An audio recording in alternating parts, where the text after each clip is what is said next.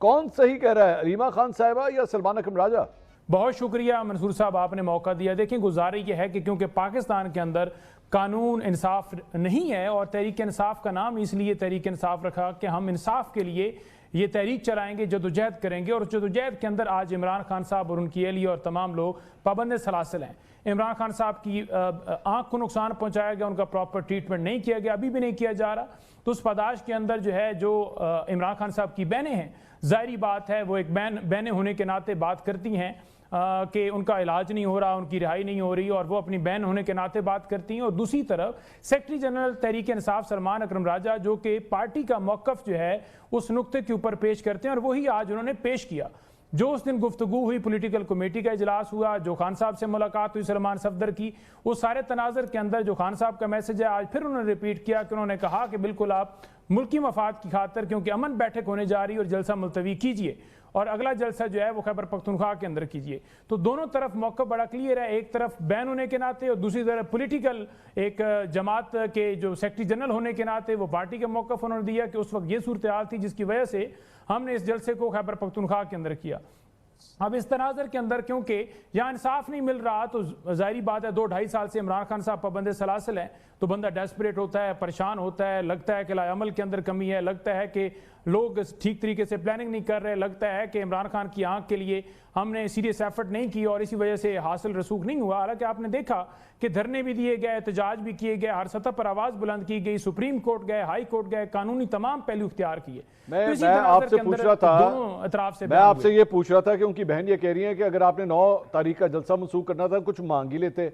क्या मांगना चाहिए था, या ना मांग के आपके ख्याल में सलमान अकरम राजा साहब ने गलती की? देखें, जो बहन है अलीमा खान, उन्होंने जो बात की वो ये की कि उस दिन कम से कम उनकी आंख के हवाले से कोई बात कर लेते, डिमांड कर लेते।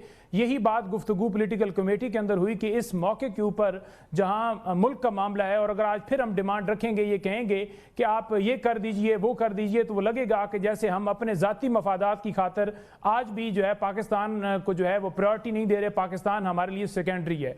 तो उस तनाज़र के अंदर उन्होंने गुफ्तगू की, उसी तनाज़र के अंदर बहनों ने कहा कि नहीं, उस दिन मांगना चाहिए था। तो दोनों तरफ से जो मौक़िफ़ आया वो आपके सामने। तो हमने वो मेरे सामने, आपने ये नहीं बताया सही कौन सा है। वो मेरे सामने तो पहले भी था।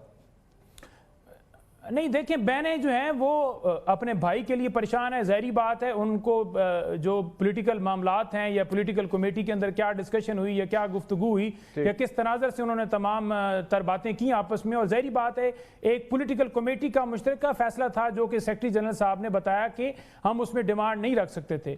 चलो ठीक है, मैं समझ गया, आपने नहीं जवाब देना, ठीक है, रखी जा सकती थी। अकील मलिक साहब, ये नईम हैदर पंचोता साहब की सर आपने गुफ्तगू सुनी, आप पाकिस्तान तहरीक इंसाफ की तारीफ करेंगे कि इमरान खान साहब की बहन कह रही है कि 9 तारीख का जलसा आपने मनसूख किया था, कुछ मांग ही लेते। देखिए, उन्होंने नहीं मांगा आपसे कुछ, उन्होंने कोई ऐसी वैसी डिमांड नहीं की। आप इस पे खराज तहसीन पेश करेंगे पाकिस्तान तहरीक इंसाफ को? बिस्मिल्लाहिर्रहमानिर्रहीम। मंसूर साहब, बहुत बहुत शुक्रिया। देखिए, मैं उस वक्त उधर ही मौजूद था जब speaker national assembly Ayaz Sadiq साहब ने कहा कि जो डेलीगेशन है हुकूमती बेंचेस से या ट्रेजरी बेंचेस से बाशमूल कोalition पार्टनर्स के, वो वहाँ पे जाएं अपोजिशन की गैलरी में और वहाँ पे जाके उनसे बात करें। वहाँ पे उनसे बात हुई, उसके बाद फिर हमने on the floor of the house उनका शुक्रिया अदा किया।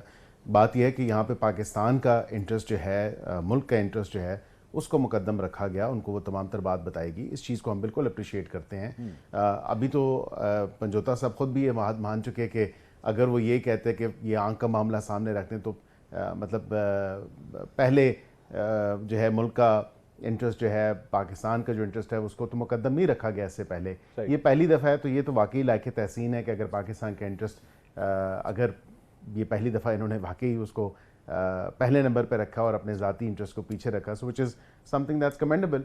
अच्छी बात है। और क्योंकि पाकिस्तान सबसे पहले है, पाकिस्तानी सियासी जमातें, सियासी लीडर्स उसके बाद हैं, पाकिस्तान का इंटरेस्ट जो है वो सबसे पहले होना चाहिए और हम सब के लिए बहसीत पाकिस्तानी पाकिस्तान के इंटरेस्ट को ही मुकद्दम रखना चाहिए। तो बाकी जो बात है कि आंख की हवाले से या फ़लाँ चीज़ के हवाले से, मैं समझता हूँ कि जो आज भी गुफ्तगू हुई, जो जिस चीज़ का ये जिस तरफ वो इशारा या अंदियाँ दे रही थी कि सब कुछ इमरान खान की ही तरफ से है, उसकी वजह से ही है, तो बात यह है कि पार्टी पे कब्ज़ा करने के लिए अलीमा साहिबा की जो कोशिशें थीं वो खासी नाकाम हुई और उसके बाद अभी वो फिर दोबारा असर नौ इन कोशिशों में है कि मैं किसी तरह जो है पार्टी के सारे मामलात अपने हाथ में कर लूँ, क्योंकि फ़िलवक्त तो वो चीज़ उनके हाथ से निकल चुकी है और बज़ाहिर नज़र यही आ रहा है। इसीलिए तमाम तर जो बातें सलमान अकबर साहब ने की वो आपके सामने हैं। जिस तरह उन्होंने जो बात की, जिस हवाले से और जिस टोन में, और वो जो बात उन्होंने की, ज़ाहिरी बात है कि एक तमाम तर मामला होता है कि पार्टी के मामलात उनको बेहतर पता है। इसी तरह पॉलिटिकल कमेटी में इनकी जो बातें होती हैं उनको पता है, फैमिली के मेंबर्स को तो ये बातें पता नहीं होंगी, लेकिन फैमिली के मेंबर चाहती हैं कि हम जो है वो फोर फ्रंट पे हों, क्योंकि हम बहनें हैं, तो शायद वो एक कह लें कि तुरुप का पत्ता है उनके पास बहन होने के नाते। कंसर्न ज़रूर होगा, मैं इस पर बात नहीं करूँगा, लेकिन आई थिंक कंसर्न के अलावा मैं ये ज़रूर कह सकता हूँ कि पार्टी के मामलात, जब दोनों हाउसेज़ में लीडर ऑफ द अपोजिशन मौजूद हैं, एक पॉलिटिकल कमेटी है, पार्टी के मामलात को चलाने के लिए एक तरीक़ाकार है, तो उसको फॉलो करना चाहिए, ना कि फैमिली जो है वो उसमें अपनी मामलात को आगे डाले। अगर ऐसा ही है तो फिर पॉलिटिकल कमेटी में आ जाएं, कोई ओहदा ले लें पार्टी में, ताकि फिर आपको उस पूरे प्रोसेस में भी शामिल किया जाए। ये अतर काज़मी साहब, ये सारी गुफ्तगू आपने सुनी है। अलीमा खान साहिबा के हवाले से अली अमीन गंडापुर के तहफ़्फ़ुज़ात थे, अलीमा खान साहिबा के हवाले से शेर अफ़ज़ल मरवत के तहफ़्फ़ुज़ात थे। सलमान अकबर साहब एक ऐसी शख्सियत थे जिन्हें कहा जाता था ये अलीमा खान ग्रुप है, ये हमेशा उनके साथ रहते थे। अब मुझे नहीं याद पड़ता इसके अलावा कोई ऐसी शख्सियत रही है, इवन बैरिस्टर गौहर से भी माजी के अंदर जो है अलीमा खान साहबा कुछ ज़्यादा कंफर्टेबल नहीं रही हैं। सलमान अकरम राजा साहब शायद आखिरी शख्स थे जिनके साथ इनके ताल्लुकात फिर भी अच्छे थे। सर, वो भी आपके ख्याल में अब ख़राब नहीं हो गए? ऑब्वियसली सियासत में जब इस तरह की आप बयानबाजी सुनते हैं, दो मुख्तलिफ मौक़िफ़ सुनते हैं, तो ये अलजबरा या फिजिक्स तो है नहीं है कि ये गलत और ये सही है। दोनों का एक मौक़िफ़ है, दोनों के मौक़िफ़ के अंदर कुछ चीज़ें ऐसी हैं जिनको आप कह सकते हैं हाँ ये चीज़ें बेहतर हैं। दूसरी तरफ जो मौक़िफ़ है वो भी, उसके ऊपर भी बहस हो सकती है कि वो मौक़िफ़ दुरुस्त है। लेकिन ओवरऑल जो सिचुएशन है उसमें तो बिल्कुल वाज़ेह है कि आपको पार्टी के अंदर एक इख्तिलाफ नज़र आता है, और खान साहब की जो बहनें हैं उनके तहफ़्फ़ुज़ात हैं पार्टी की क़यादत के हवाले से कि पार्टी की क़यादत उस तरह नज़र नहीं आ रही और वो किरदार अदा नहीं कर रही जो उनको इस वक्त करना चाहिए। अब आ जाए फिर हुकूमत की साइड पे। अब हुकूमत ये कहती है कि जी मुल्की मफाद में ये है, तहरीक इंसाफ भी कहती है जी मुल्की मफाद में ये है कि ये हम जलसा कैंसिल कर दें या इस मौके के ऊपर ये ना हो। तो क्या मुल्की मफाद सिर्फ यहां तक महदूद है? क्या मुल्क में आइन कानून की अमलदारी हो, इंसाफ की अमलदारी हो, वो मुल्की मफाद में नहीं है? क्या वो पाकिस्तान के मफाद में चीज नहीं है कि यहाँ पे जो कुछ भी हो वो आइन और कानून के मुताबिक हो? क्या ये चीज मुल्की मफाद में नहीं है कि अगर किसी सरकारी भाई, आपकी राय में जलसा मनसूख नहीं करना चाहिए था? नहीं, टू बी ऑनेस्ट मेरे ख्याल में तो बेहतर फैसला था, इसलिए कि उस वक्त एक यहाँ पे डेलीगेशन आ रहा था और जलसा तो मंसूख कर दिया। लेकिन एट द सेम टाइम मैं ये नहीं कह रहा कि कर दिया, मैं आपकी राय क्या है, कर देना चाहिए था या नहीं कर देना चाहिए था? आपके ख्याल में सही किया? नहीं, इसमें तो कोई दो राय नहीं ना, उसमें तो बहस तलब चीज ही नहीं है कि उस दिन तो देखें इंटरनेशनल इतने ज्यादा गेस्ट आ रहे थे, एक आलमी सतह की यहाँ पे बात हो रही थी, तो वो तो कर देना चाहिए, उसमें तो कोई दो राय नहीं है, उसमें तो कोई दो राय नहीं है। लेकिन यहाँ पे असल चीज ये है कि भाई अगर उन्होंने जलसा किया, अपना कैंसिल कर दिया, गुडविल दिखाई, इन्होंने क्या गुडविल मंगल वाले दिन फिर बहनों को बाहर बैठाया। और मैं अगेन वो ये कहूंगा कि ये मुल्की मफाद जो है ये हुक्मरानों की तशहीर और हुक्मरानों तक महदूद नहीं है। अस्पतालों में बच्चों को HIV और आज लोड शेडिंग की क्या बुरी हालत है, उस पर बात नहीं हो रही, कह रहे हैं जी बस हुक्मरानों की तारीफें करते जाओ, देखो हमने ये अचीव कर लिया, क्योंकि ये मुल्की मफाद है। मुल्की मफाद वो होता है जो 25 करोड़ अवाम के साथ जुड़ा हुआ होता है। अवाम को देख लें कि उनकी क्या पोजीशन है और हुक्मरान जो है उनका मफाद क्या है। ये नजम अली साहब, ये आप देखिए वो कह रहे हैं कि जनाब पाकिस्तान तहरीक इंसाफ ने तो कमाल कर दिया है, मतलब इवन बैरिस्टर अकील साहब भी कह रहे हैं कि अच्छी बात है, उन्होंने मुल्की मफाद के अंदर सब कुछ किया है। अतर काज़मी साहब ने कहा मुल्की मफाद में किया है, नहीं मतलब पंचोता साहब ने कहा मुल्की मफाद में किया है, लेकिन मुल्की मफाद के हवाले से हुकूमत को भी तो कुछ ना कुछ करना चाहिए, वो क्यों नहीं कर रहे? देखें, बुनियादी बात यह है कि सब लोग कह रहे हैं कि मुल्की मफाद में किया है, तो मैं इस कौमी इत्तफाक़ राय से बाहर क्यों निकलूं? और मैं ये सवाल क्यों करूं कि क्या ये जलसा कर सकते थे? ये क्या बात क्या इस पोजीशन में थे? क्या ये जलसा वहाँ पर हो सकता था?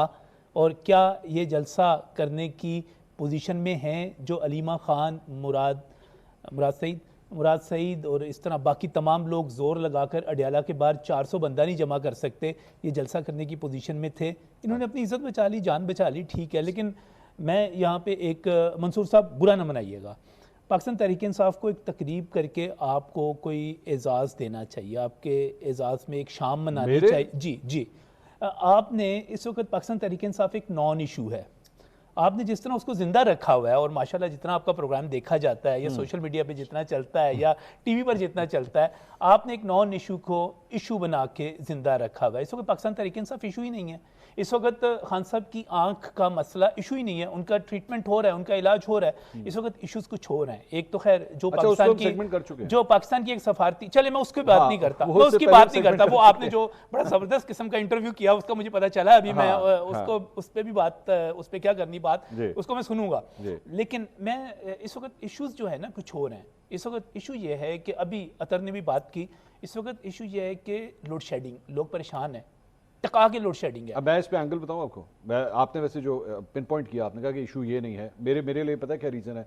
मैं ये बैरिस्टर वकील साहब हमारे साथ नहीं आपने अपना टॉपिक खुद सिलेक्ट करना है, मैं जाहिर है मैं आपको बैकग्राउंड बता रहा हूं। मैं बैकग्राउंड क्यों बता रहा हूं, ये ना समझिएगा मैं कोई आपको टॉपिक सजेस्ट कर रहा हूं। बैकग्राउंड क्यों बता रहा हूं कि ये जो इतनी अच्छी अमन की कोशिशें हो रही हैं, सब कुछ हो रहा है, ऑपोजिशन अपना जलसा मनसूख कर रही है, हुकूमत उसे खराज तहसीन पेश कर रही है, this is very good atmosphere, है ना। एक अच्छा एटमोसफेयर है मुल्क के अंदर, एक अच्छा एटमोसफेयर बन रहा है, एक गुफ्तगू चल रही है।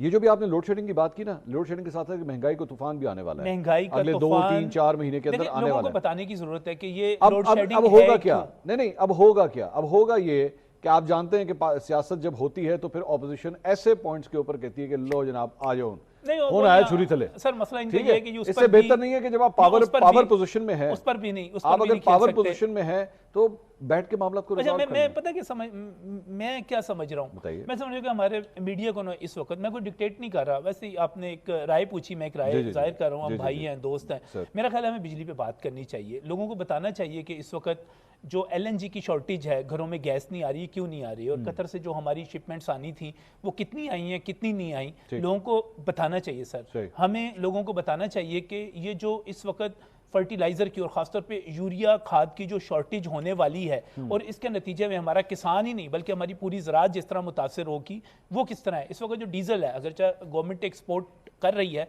किसान को, लेकिन डीजल जितना महंगा है और जिस तरह गंदम की जो कटाई है या उसके बाद कपास का, मेरी नजर में ये बड़े इश्यूज हैं। अभी आप देखिएगा, अब आपने दे दिया ना, ये आपने पूरी लिस्ट बता दी आपने कि ये LNG, डीजल, पेट्रोल की कीमतें, महंगाई, इंटरेस्ट रेट बढ़ेगा, लोड शेडिंग हो रही है, देखना नईम हैदर पंचोता साहब, ये सारी चीजें आने वाली हैं चंद महीनों के अंदर, इसमें गवर्नमेंट को आप सपोर्ट करेंगे?